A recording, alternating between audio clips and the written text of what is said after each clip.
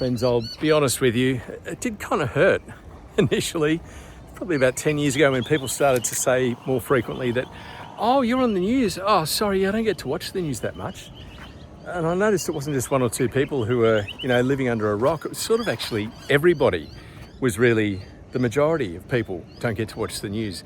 And it just seems that that legacy media platform is really only for a very niche industry of PR people, politicians, news professionals, and some business leaders who still see the value in it.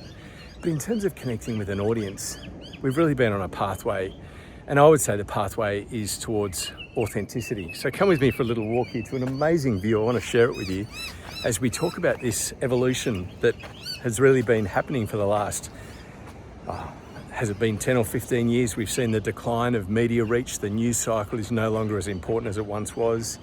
And the rise of the personal brand is now a deafening noise out there. In fact, the risk we've got is how to create a real personal brand that will cut through all of the noise and genuinely make an impact. And that's where I think we're actually heading now, is towards authenticity. And how's the timing now?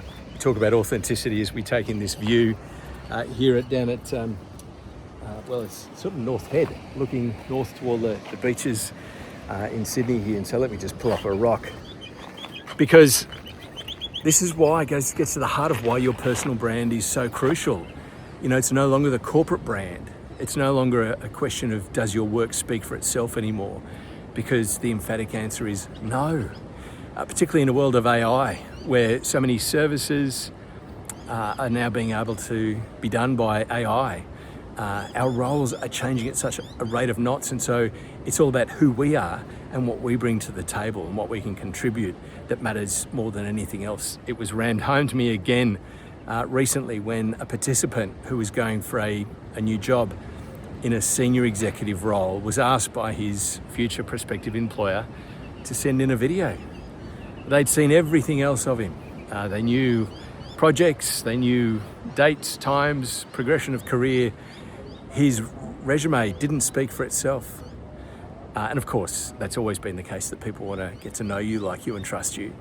But we're seeing it really shift now around this idea of the personal brand. And friends, if you're not using social media platforms to develop your personal brand, you're leaving a lot of opportunities on the table to create connections that wouldn't otherwise have happened. On LinkedIn alone, we see incredible networking. The algorithm itself is trying to make more connections for you, suggesting people that you might want to connect with.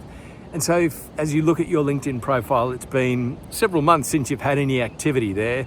And in fact, the last thing you did was repost somebody else's, possibly your employer's company page, the last, conference that somebody went to, and it was the corporate page that actually posted it. If it was a reshare of that, maybe a comment on that, if that's all you've done recently in the last 6-12 months, friends, there is just incredible opportunity there.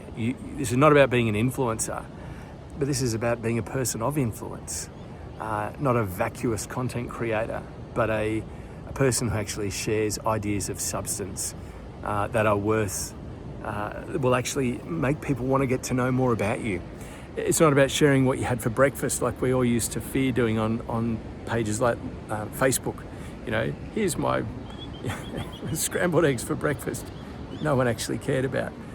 But this is about how to use your life to see that actually your life is a story that is worth sharing with people.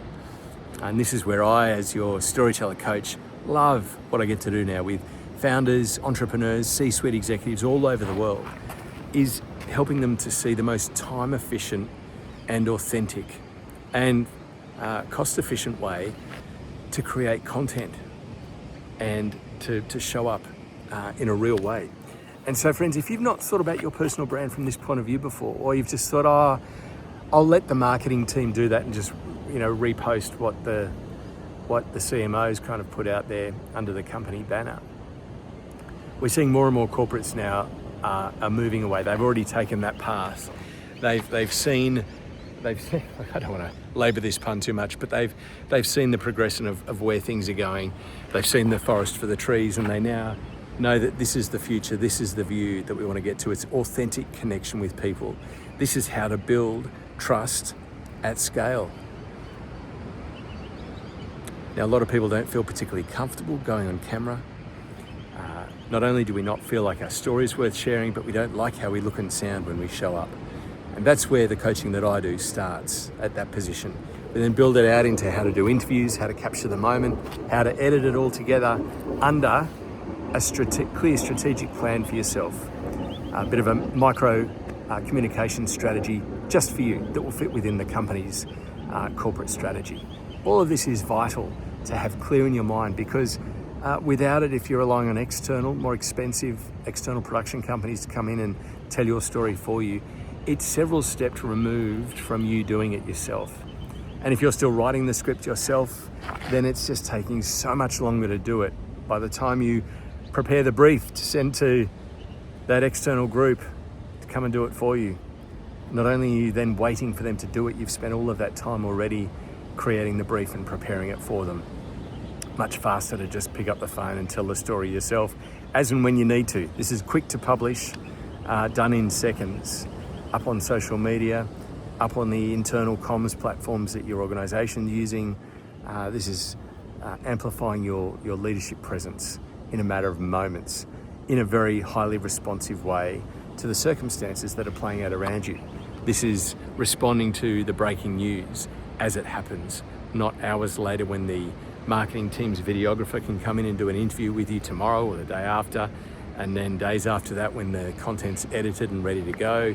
This is actually done by you as it happens, as you need to. It's out there as quickly as you can get it authorised by the people who want to make sure that they have oversight around that from a corporate point of view. Friends, this is why I'm so excited. The story, I've always been a storyteller for the last 30 years. In fact, longer than that. As a teenager, the story was in me. I was captivated by this idea of video and how effective it was to create community by including so many different voices in stories that could be told.